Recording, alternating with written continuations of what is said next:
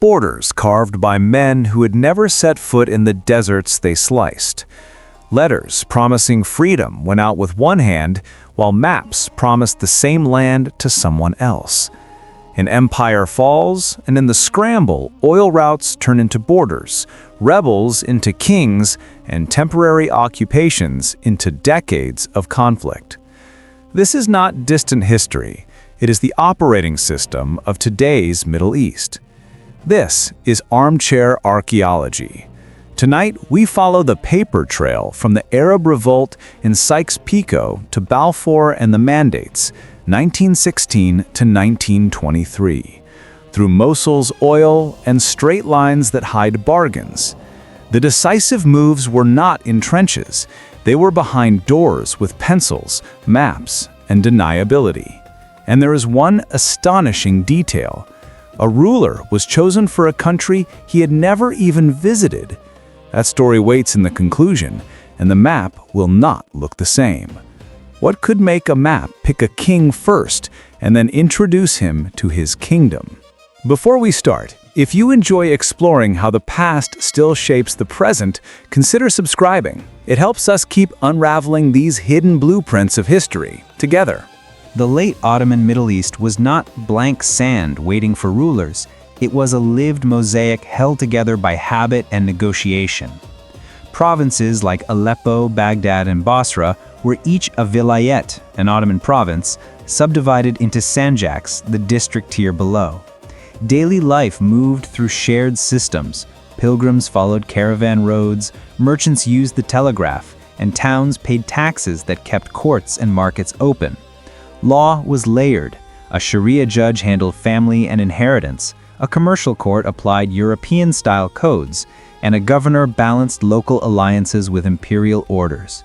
The millet system, where religious communities managed personal status law, kept mixed cities like Jerusalem and Mosul running by compromise rather than clean separation. But centralization after the Tanzimat and under the Young Turks strained that balance. Railways like the Hejaz sped pilgrims and troops, yet also revealed limits. Tribal confederations bargained for stipends to guard the rails, and when payments lagged, the same men raided the line they were hired to protect. One track could be lifeline, paycheck, and target at the same time, a small scene that captures the whole mosaic. So when World War I drained coffers, seized grain, and conscripted men, the informal compacts that held the fabric together began to tear. Arab deputies joined the Ottoman parliament in 1908 and expected a say. Wartime emergency rule narrowed that space, and loyalty shifted toward town, tribe, and secret society. For most people, frontiers were not the thin marks on European maps.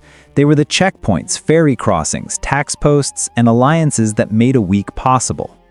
When the empire faltered, outside powers said they would bring order. They installed a new blueprint instead, one that spoke in fixed borders, censuses, and surveyed lines. The old order was messy, but it worked by negotiation. Replacing it with straight edges created tidy maps and louder arguments. The quiet crack begins here. By the way, speaking of mosaics and lived-in worlds, we've made something to keep that spirit close at hand. The Ancient Secrets mug from Armchair Archaeology carries a design inspired by the very idea that the past leaves traces in what we use every day. You can find it in our store. In 1915 and 1916, Sharif Hussein of Mecca, the Hashemite ruler of the Holy Cities, exchanged letters with Sir Henry McMahon, Britain's envoy in Cairo. Hussein offered an Arab revolt against the Ottomans. McMahon replied with assurances that after victory, Britain would recognize an independent Arab kingdom. But a single clause excluded the districts west of Damascus, Homs, Hama, and Aleppo. The phrasing sounded precise, yet it did not match clean Ottoman borders, and it left Palestine unnamed. Hope rode the camel post, and so did ambiguity. Meanwhile, in Europe, British and French envoys drew a second plan. In May 1916, Sykes and Picot sketched zones of administration and influence, a color-coded map that divided ports, routes, and future offices before the Arab Revolt reached Damascus. So by the time Hussein's sons advanced with tribal fighters and British funds, key outcomes were already shaded on a different map. The same towns could be the heart of a future Arab state in one document and a French or British sphere in another, each claim defensible within its own careful wording. Contradictions multiplied in the field. Officers like T.E. Lawrence spoke the language of self-rule to allies who bled for it, while the war cabinet spoke in footnotes and exceptions. After the armistice, Arab delegates arrived at peace talks with letters and battlefield receipts. The Allies arrived with agreements and minutes. The League of Nations transformed those mismatched expectations into mandates, a system that said Britain or France would govern for now and prepare the inhabitants for independence later. What had sounded like a pledge of freedom became a schedule of supervision, and the maps pinned to meeting room walls quietly outranked the words sent across the Hijaz. Years later, communities would still argue over commas, boundary phrases, and untranslated terms, because those commas had already begun to shape borders and ministries long before anyone voted on them. Kut was a river bend that swallowed an army. When Britain entered Ottoman Mesopotamia in 1914, the mission sounded tidy: protect the Persian Gulf, guard the route to India, and keep the Abadan refinery running for the Anglo-Persian Oil Company. Early moves came easy. Fao fell, troops pushed up the Shatt al-Arab, and success tempted a march on Baghdad. General Townshend's British Indian force advanced faster than supply could follow. Barges grounded in shallows, fodder ran short, and a thin rail net could not feed an army. At Kut, the Tigris curved into a trap. The siege lasted from December 1915 to April 1916. Relief columns broke against mud and floodwater. Starving soldiers ate their transport mules before surrendering. London could have cut losses, but oil and prestige pulled policy like gravity. A reorganized expedition returned with better logistics, rivercraft, and medical units and took Baghdad in March 1917. The campaign shifted from a raid to a long occupation that would frame a future state. Control of the Tigris and Euphrates meant more than flags on forts. Whoever held the water taxed dates in Basra, brokered alliances along the mid-Euphrates, and claimed the northern vilayet of Mosul, where surveys whispered of petroleum. British planners argued that a viable Iraq required Basra, Baghdad, and Mosul under one administration. French and Turkish negotiators disagreed. After hard bargaining, Mosul landed inside Iraq, and pipeline schemes to Mediterranean ports began to shape garrisons and treaty clauses. A new frontier would kink around a well or a pumping station. A choice to safeguard a refinery set off a chain that linked rivers, railheads, and oil fields into one political unit. The boats that hauled grain and guns also tugged at the edges of a future state. From a distance, the line looked clean. Up close, it was drawn to keep fuel flowing and to keep the peace at the price of future disputes. Before the war, the Ottoman world was a woven fabric of towns and confessions. Armenians ran workshops in Anatolian markets. Greek merchants linked Aegean ports. Kurdish tribes pastured across the highlands, and Arab farmers traded along the rivers. Local life worked by bargains and habit, but total war recast difference as danger, and emergency rule treated mixed neighborhoods as potential enemies. Deportation moved from rumor to policy. Armenian convoys were marched toward the Syrian interior, and many never arrived. Assyrian and Greek communities suffered parallel violence. Villages lost their middle generation, and with it the trust that made coexistence possible. The front lines did not take all the lives. Blockade, requisitions, and a locust swarm stripped Mount Lebanon and parts of Syria. Bread lines collapsed, and families pawned heirlooms for flour. hunger redrew moral boundaries. So when the guns fell quiet, neighbors who once shared sugar began to measure safety by belonging. The map began to change inside people before it changed on paper. Defeat invited drastic cures. The 1920 Treaty of Sèvres, a draft that never held, floated Kurdish autonomy and minority safeguards. The Turkish War of Independence overturned that draft, and the 1923 Treaty of Lausanne set the terms that endured. Instead of new autonomies, a compulsory exchange moved over 1 million Greek Orthodox from Anatolia to Greece, and hundreds of thousands of Muslims from Greece to the new Turkey. Mixed coasts turned into rows of emptied houses and renamed streets. States learned to manage difference by removing it. National movements grew from this soil. Turks rallied around a unitary republic. Kurds articulated a nation that crossed 4 new borders, yet the brief opening in Sèvres closed in Lausanne. A large Kurdish population became a minority everywhere, and a majority nowhere, a condition that echoed for decades. Refugees carried new documents, sometimes Nansen passports for the stateless, and new stories of loss. You can hear a modern rhyme here. When survival depends on papers, politics shifts from shared streets toward lines, queues, and permissions. A short letter, only 67 words, set a century of arguments in motion. In November 1917, as British troops moved toward Jerusalem, the Foreign Office informed Lord Rothschild that it supported a national home for the Jewish people in Palestine, provided nothing harmed the civil and religious rights of the non-Jewish communities there. It recognized a collective aspiration without naming sovereignty, and it acknowledged others on the land without naming them as a nation. In one sentence, hope and limits sat side by side, each clear on its own and blurry together. 2 promises, no agreed mechanism to share. On the ground, text turned into action.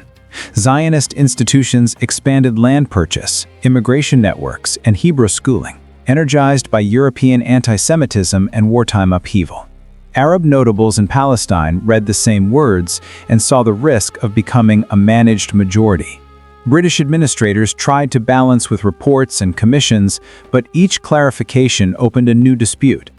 One clause invited a national home, another promised protection of existing communities, and no clause explained how 2 collective projects would share a small country both called home. The wording allowed officials on either side to defend their reading in careful memos. The mandate, Britain's temporary rule under the League of Nations, folded the letter into law. London alternated between encouragement and restraint, opening immigration, then tightening quotas, promising representative bodies, then postponing them. Strikes, riots, and neighborhood defense committees grew from that middle ground. At the same time, refugees reached Haifa and Jaffa as Europe darkened, and Arab leaders appealed to the Allied language of self-determination. Parallel geographies took shape. New kibbutzim, Arab political committees, British police posts, and mutual aid funds all drew competing futures on the same map. A sentence crafted in Whitehall began to organize daily life, proof that fine print can move crowds as surely as soldiers. You can hear its echo in debates over rights, security, and recognition that still shape headlines today. If this surprising turn in the story gave you pause, one way to support the channel is through Super Thanks. It's a small gesture that helps us keep bringing these forgotten details to light. When the guns fell quiet, peace arrived as paperwork. At San Remo in April 1920, the Allies turned wartime bargains into League of Nations mandates. A Class A mandate meant Britain or France would govern for now, with an eventual promise of independence. Britain took Mesopotamia and Palestine. France took Syria and Lebanon.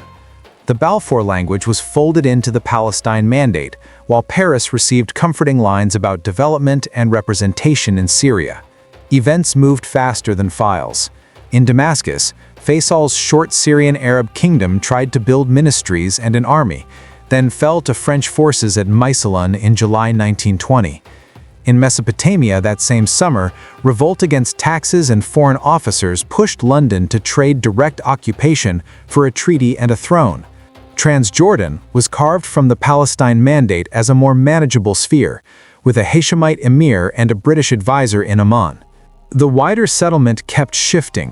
The 1920 Treaty of Sèvres, a draft that imagined minority safeguards and even a path to Kurdish autonomy, was overtaken by the Turkish War of Independence. The 1923 Treaty of Lausanne recognized the Republic of Turkey, ended capitulations, and approved a compulsory population exchange with Greece. The Mosul question went to commissions and reports, while soldiers and surveyors kept watch. Many borders later blamed on Sykes and Picot were actually fixed by boundary missions after the war. Teams watched wadis and ridgelines. They compared tribalists with oil prospect notes. Sometimes they nudged a line to keep a well, a rail halt, or a customs post on one side. Mandate charters promised censuses, courts, land settlement, and schools. They also licensed customs regimes, oil concessions, and military clauses. The League claimed supervision, but the mandatory powers marked their own reports. What looked temporary behaved like a system. New governments learned to speak in decrees and files before they learned to argue in parliaments. And the final map carried the fingerprints of conferences, cables, and survey pegs more than voices in the streets. That is how paperwork turned into borders people still cross with permits and queues. When the Northern Front collapsed in 1918, one question crowded Allied cables: who would get Mosul? The violate held grain towns, mountain passes, and survey notes that hinted at oil. British forces occupied Mosul days after the armistice. Ankara called the move illegal. London argued that a viable Iraq needed Mosul for revenue and a defensible frontier, so the dispute went to the League of Nations. Investigators toured towns, read petitions, and weighed strategy. In 1925, they advised keeping Mosul with Iraq under British mandate. In 1926, the Ankara Agreement fixed the frontier near the provisional Brussels line and granted Turkey a limited share of oil revenue. Winning Mosul was only the opening move. Oil on paper needed pipes on the ground. The Turkish Petroleum Company, later the Iraq Petroleum Company, planned routes from Kirkuk to the Mediterranean. One line ran to Haifa, another to Tripoli. That required stable corridors across the Jazeera and Transjordan, patrols to guard pumping stations, and treaties to cover valves, bridges, and ports. Map lines that looked geometric began to kink around wells, wadis, and airstrips. The border did not literally follow a pipeline, yet pipeline planning shaped where garrisons sat, which tracks mattered, and how negotiators framed a line on the map. For Kurds, the settlement cut across an older geography. The 1920 draft at Sèvres had floated a path to autonomy. The 1923 treaty at Lausanne closed it. Districts around Sulaymaniyah and Kirkuk lay inside Iraq, while others fell in Turkey and Syria. Sheikh Mahmud of Sulaymaniyah raised uprisings, declared a short-lived kingdom, and was bombed into submission. Baghdad wanted mountains for depth and water, not a homeland with its own institutions. Air control and collective punishments kept garrisons safe, but they hardened grievances and sharpened memories.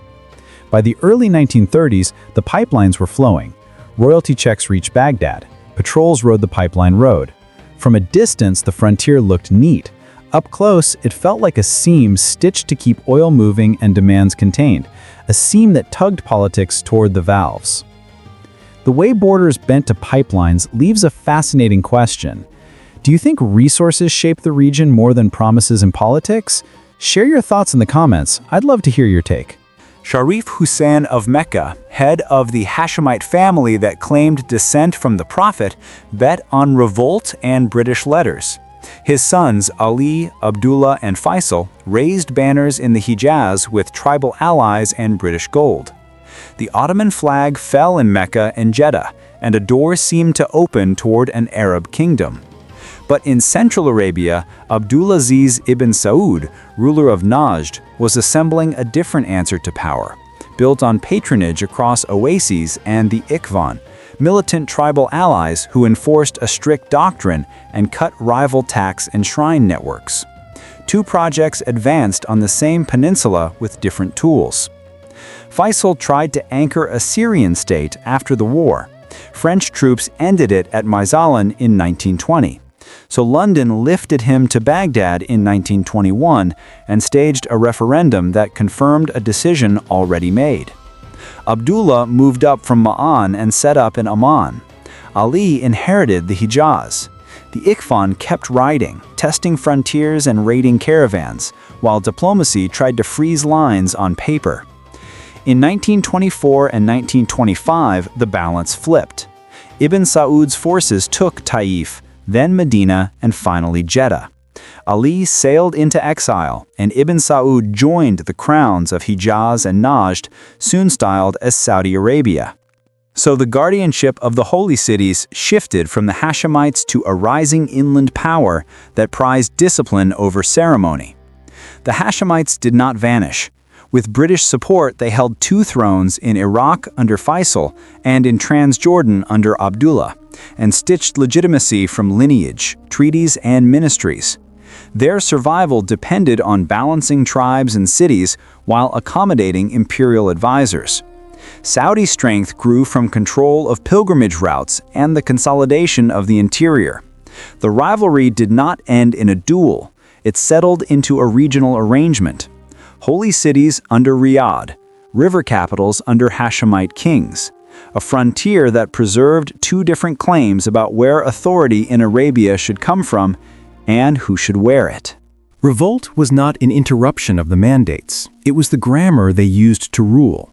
In Iraq, in 1920, new taxes, rumors of conscription, and foreign officers brought clerics, tribes, and towns into one uprising. Telegraph lines were cut, rails were burned, and garrisons along the Euphrates were surrounded. Britain replied with field columns and a new instrument, the Royal Air Force. Aircraft scouted reed beds, bombed concentrations, and posted village fines from the sky. By winter, the flames dimmed, and London traded occupation for a treaty and a king, while keeping air bases and the right to intervene. In Syria, in 1925, revolt kindled in Jabal Druze and spread toward Damascus and Hauran. French forces shelled districts, raided safe houses, and flew punitive sorties. Paris broke administration into statelets, sponsored notables, and rotated officers to keep alliances shallow. The city repaired its streets, but the political ground felt scorched, and the mandate settled into governance by dossier and decree. In Palestine, in 1936, a general strike became a sustained revolt. Rural bands cut roads, sabotaged rail, and ambushed police. Britain mixed commissions with collective punishments. Curfews spread. Villages were fined. Houses were demolished as warning. New night units hunted ambush teams, while police files swelled with notes on families, land sales, and committees. Every inquiry produced recommendations. Every recommendation produced new powers. Air power and emergency law promised thrift. One pilot with a map could do what a brigade once needed a month to finish. The habit that formed treated unrest as an equation of patrols, penalties, and paperwork. By the end of the 1930s, young administrations in Baghdad, Damascus, and Jerusalem had learned the same lesson as their overseers. You could quiet a district without addressing why it was loud. That efficiency entered the region's political toolkit and stayed there. You can hear the echo in later security doctrines that favor speed, distance, and files over the slow political work of consent. That habit outlived the mandates and entered modern security playbooks. Independence arrived with flags and anthems, but the wiring inside the new states still ran on mandate logic. Ministries kept the files, police kept the habits, and borders kept the compromises that shaped them. Cabinets promised clean starts, but they governed with emergency regulations they had inherited and coalitions they did not fully trust. The slate had writing on it already. In 1948, war broke over Palestine. Armies trained by Britain and France fought on ground claimed by 2 national projects that could not both be sovereign there. The outcome was not only an armistice map, it was a generation of refugees, militarized frontiers, and regimes that justified tighter rule as the price of survival. Syria cycled through coups. Egypt's monarchy yielded to officers. In Iraq, palace politics narrowed until 1958 ended the Hashemite era. Reform kept meeting security, and security usually won. The Cold War acted like a magnifying glass. Washington and Moscow did not invent local divides, but money, weapons, and doctrine amplified them. Leaders learned to balance superpowers, to trade recognition for aid, and to pursue rivals at home in the name of alignment abroad. Britain and France tried one more display of leverage at Suez in 1956 and found that old methods no longer fit new realities. Retreat followed, on maps and in the mind. Oil revenues changed the tempo once more. Budgets swelled, armies modernized, and patronage deepened. Development did not land evenly. It widened gaps between capitals and countrysides and hardened center-periphery bargains. Grievances pooled where maps had bundled regions, tribes, and sects without giving them much voice in the bargain. Kurdish movements negotiated and rebelled across 4 states, searching for leverage in borders drawn without them. Palestinians organized across camps and capitals, inventing politics in exile. Jordan balanced neighbors and refugees while guarding its own narrow room to move.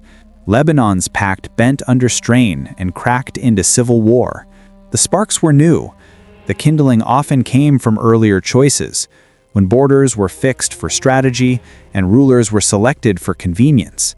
Independence closed chapter and opened a ledger. States could spend sovereignty. The bills from 1916 to 1923 kept arriving.